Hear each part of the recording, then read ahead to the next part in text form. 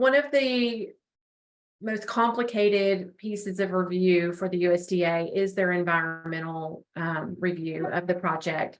The environmental review is under a separate regulation from the guaranteed loan program, and the USDA has to follow that regulation to a T.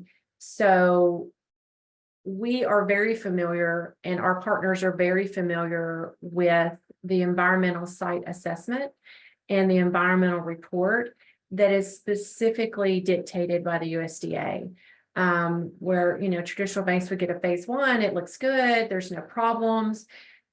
The environmental report that goes along with just a phase one is a complicated process, and it can derail the perfect project. And there's nothing we can do. There's no exceptions.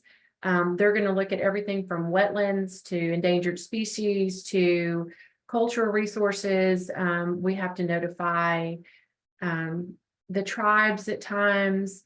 There's a lot of different agencies that have to be consulted, and our partners that we have that perform the environmental assessments for us and the environmental reports for us know those regulations and know exactly what goes into it.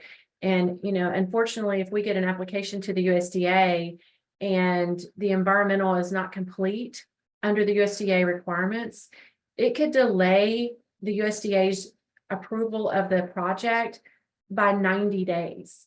It is the one single thing that can derail a project timeline quicker than anything else. And there are no exceptions. You can't call your congressman and have them call the USDA, make an exception, just like a rural area. There are no exceptions. It's this, it meets this, or it doesn't.